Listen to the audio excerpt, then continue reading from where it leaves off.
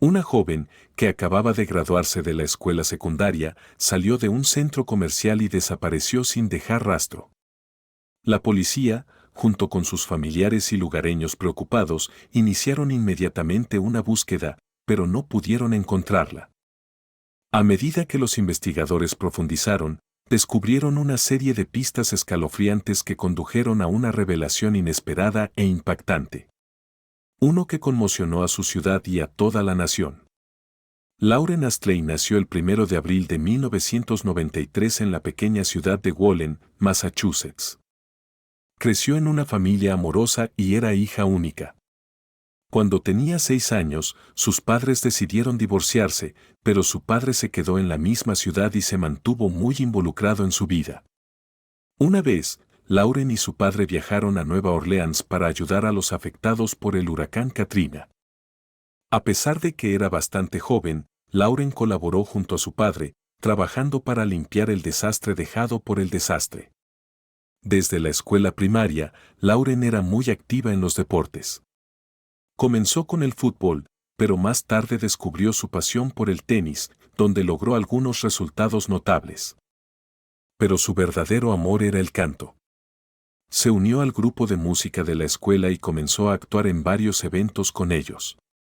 Durante la escuela secundaria, Lauren consiguió un trabajo de medio tiempo en una tienda de ropa en un centro comercial local. Después de graduarse, planeaba asistir a la universidad en Carolina del Norte y quería ahorrar algo de dinero antes de irse. Lauren se graduó de la escuela secundaria en el verano de 2011 a los 18 años. Después de terminar la escuela, pasó la mayor parte de su tiempo libre con sus padres y amigos. Sabiendo que pronto se mudaría al otro lado del país, quería aprovechar al máximo sus últimos meses en casa. En la mañana del 3 de julio, Lauren se dirigió a su turno en el centro comercial, como cualquier otro día. De antemano, había hecho planes para reunirse con sus amigos justo después del trabajo y estaban emocionados, esperando que ella llamara.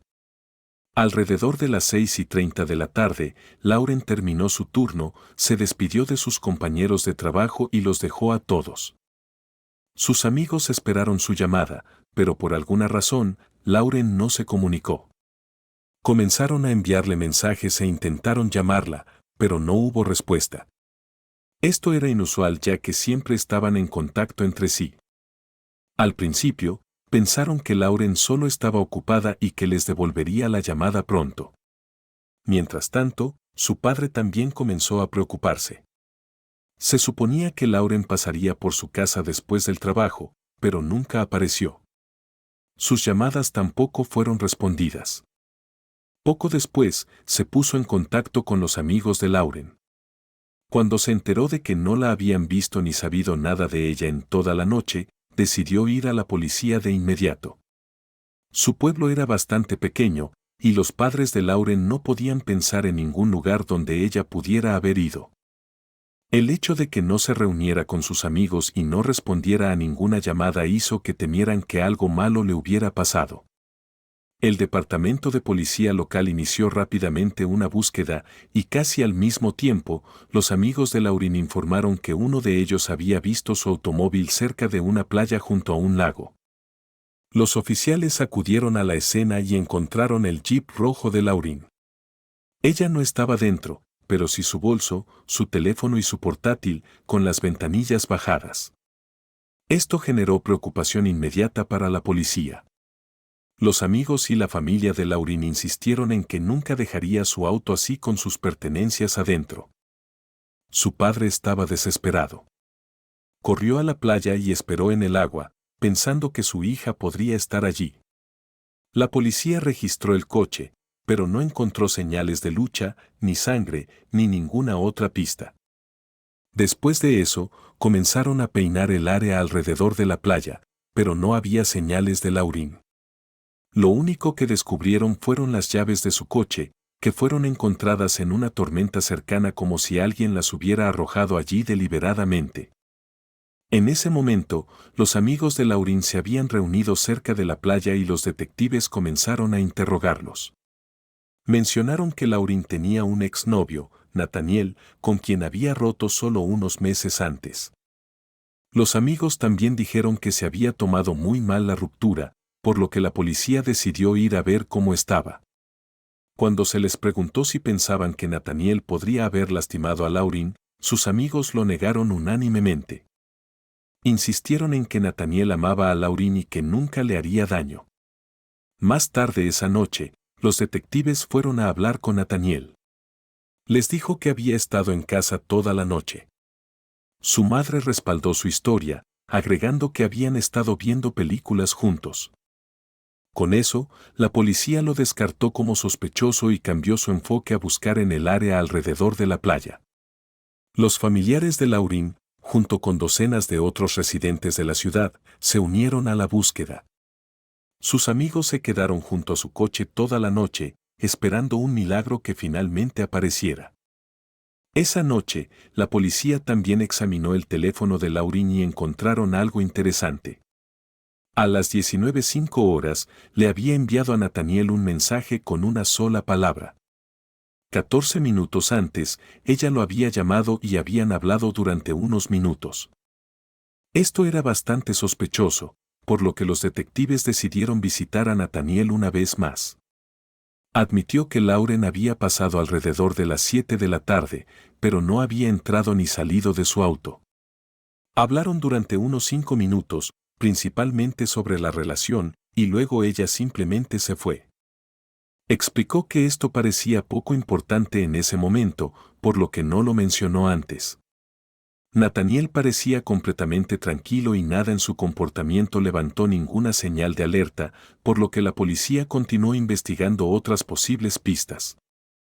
La búsqueda continuó durante toda la noche hasta que a primera hora de la mañana llegó una llamada a la policía.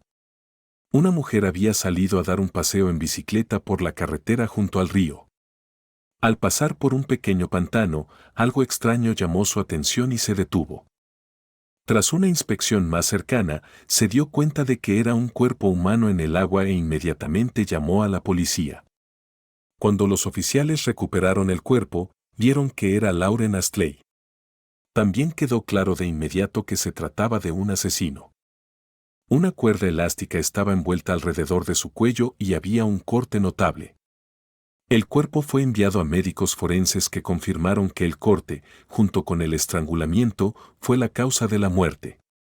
También encontraron numerosas heridas defensivas en su cuerpo, lo que indica que Lauren se había defendido de su atacante. Mientras tanto, la policía buscó en el área alrededor del pantano y descubrió una toalla manchada de sangre cerca, que fue enviada al laboratorio para análisis de ADN. Ahora que la policía se ocupaba del asesinato, centraron su atención en encontrar al asesino, y el único sospechoso viable en ese momento era Nathaniel. Después de hablar con los amigos y familiares de Lauren, conocieron más detalles sobre la relación y la ruptura. Lauren y Nathaniel habían comenzado a salir 3 años antes y durante la mayor parte de ese tiempo su relación parecía perfecta. Nathaniel provenía de una familia respetable, jugaba en el equipo de fútbol de la escuela y, en general, era uno de los chicos más populares de su escuela. Sin embargo, unos 2 años después de la relación, las cosas comenzaron a deteriorarse. Nathaniel se puso cada vez más celoso, trató de controlar con quién Lauren pasaba el tiempo e incluso comenzó a beber en exceso. Los amigos de Lauren se dieron cuenta de estos problemas y vieron cómo le estaban pasando factura. Le aconsejaron en repetidas ocasiones que considerara terminar la relación. La pareja se separaba con frecuencia, solo para volver a estar juntos, pero 3 meses antes de la muerte de Lauren, decidió terminar las cosas con Nathaniel para siempre. Según sus amigos, Nathaniel se tomó muy mal la ruptura. Trató de persuadir a Lauren para que no lo dejara, apareciendo para hablar con ella y llamándola con frecuencia, pero ella se mantuvo firme en su decisión de no volver a estar juntos. Después de la ruptura, Nathaniel cayó en una profunda depresión. Dejó de salir de casa, cortó el contacto con sus amigos y perdió el interés por el fútbol, que siempre había sido su pasión. A pesar de que había recibido una beca deportiva para la universidad, el conocimiento ya no le importaba. Mientras estaba sentado en casa, Nathaniel comenzó a beber y fumar. Su madre finalmente decidió llevarlo a un terapeuta y después de algunas sesiones, el terapeuta sugirió que Nathaniel podría estar sufriendo de depresión. A pesar de que se había retirado de su círculo social, Nathaniel continuó tratando de reavivar su relación con Lauren. Una vez, Lauren y sus amigos organizaron una fiesta de graduación a la que asistieron docenas de sus compañeros de clase y sus padres. Nathaniel apareció borracho y vio a Lauren hablando con otros chicos. Él se acercó a ella y trató de hablar sobre la relación, pero Lauren dejó en claro que no estaba interesada. Nathanael se enfureció. Había una gran carpa instalada en el patio donde se llevó a cabo la fiesta y en su frustración, Nathaniel golpeó uno de los soportes de la carpa, lo que provocó que toda la estructura comenzara a colapsar sobre las personas que estaban adentro. Tuvieron que sostenerlo, y se le pidió a Nathaniel que se fuera de inmediato. Después de eso, Lauren se acercó a su madre llorando. Y le dijo que Nathanael no la dejaría en paz. En otro incidente, Nathaniel se acercó a un hombre con el que Lauren estaba hablando y amenazó con matarlo. Todos estos detalles llevaron a los investigadores a considerar seriamente que Nathaniel podría estar involucrado en el asesinato de Lauren. Fue la última persona que habló con ella y la vio con vida. Sin embargo, la policía todavía se enfrentaba a un obstáculo importante, su coartada proporcionada por su madre. A medida que los investigadores profundizaron, descubrieron otro detalle interesante. Al revisar las imágenes de seguridad del centro comercial donde trabajaba Lauren, vieron que Nathaniel había estado allí aproximadamente una hora antes de que terminara su turno. Aunque no se acercó a Lauren, sí visitó una tienda de nutrición deportiva en el mismo piso. La policía decidió volver a visitar a Nathaniel y hablar de lo que habían descubierto, pero esta vez no estaba en casa. Sus padres les dijeron a los oficiales que Nathaniel se había ido varias horas antes y que no tenían idea de dónde estaba. Cuando los investigadores volvieron a interrogar a su madre sobre si había estado en casa toda la noche, esta vez recordó que en realidad había salido brevemente a hacer algunos recados. Dio la casualidad de que esto fue más o menos en la época en que Lauren había visitado a Nathaniel después del trabajo. Para la policía, esto significaba que Nathaniel no tenía una coartada, lo que lo convertía en el principal sospechoso. Con todos estos hechos juntos, la policía obtuvo una orden para registrar la casa de Nathaniel. Su primera parada fue el garaje, donde inmediatamente notaron varias cuerdas elásticas exactamente igual a la que se encontró alrededor del cuello de Lauren. Usando luminal, los expertos forenses descubrieron una gran mancha de sangre en el piso del garaje que había sido limpiada y era invisible a simple vista. También se encontraron rastros de sangre en la manija de la puerta, el piso de la cocina y en dos fregaderos. Poco después, los investigadores encontraron una bolsa de deporte que contenía zapatillas cubiertas de sangre y tierra. En la habitación de Nathaniel, había una pequeña puerta que conducía al ático, donde la policía descubrió otro par de zapatos manchados de sangre junto con ropa sucia y mojada. Los detectives enviaron todos estos artículos al laboratorio y los resultados confirmaron rápidamente que la sangre pertenecía a Lauren. La policía inmediatamente comenzó a buscar a Nathaniel y solo unas horas después, lo encontraron en la casa de su tía. Durante el arresto, Nathaniel no resistió y mantuvo la calma. Lo trajeron para interrogarlo, pero sus padres contrataron rápidamente a un abogado, por lo que los detectives no pudieron obtener una confesión. Nathaniel fue acusado de asesinato y el caso fue entregado a la corte. Mientras se preparaban para el juicio, los investigadores descubrieron detalles aún más preocupantes. El primo de Nathaniel, con quien se estaba quedando en el momento de su arresto, reveló que la noche del asesinato de Lauren, Nathaniel la había llamado, pidiéndole pasar el rato para despejar su mente. Aunque ella estaba ocupada, se reunieron al día siguiente, casi al mismo tiempo que la noticia del hallazgo del cuerpo se había extendido por la ciudad. Cuando su primo le preguntó si tenía alguna conexión con el asesinato, la respuesta de Nathaniel fue escalofriante. Dijo que nunca encontrarán el arma homicida. Luego admitió haber conducido el auto de Lauren a la playa. Otro descubrimiento inquietante fue que Lauren había accedido a reunirse con Nathaniel esa noche solo porque su madre había ido a su lugar de trabajo pidiéndole que hablara con él. Estaba preocupada por su hijo y esperaba que una conversación con Lauren lo ayudara a lidiar con la ruptura, sin imaginar el trágico resultado que seguiría. Mientras Nathaniel estaba en la cárcel sin derecho a fianza, su abogado anunció planes para buscar un veredicto de no culpabilidad. Aunque no negó que su cliente cometió el asesinato, argumentó que Nathaniel estaba en un estado de colapso mental en ese momento y no debería ser considerado responsable de sus acciones. Si el tribunal acepta el argumento del abogado, Nathaniel podría enfrentar varios años de tratamiento obligatorio, después de los cuales podría ser liberado. El juicio comenzó el 13 de febrero de 2013, un año y medio después del asesinato.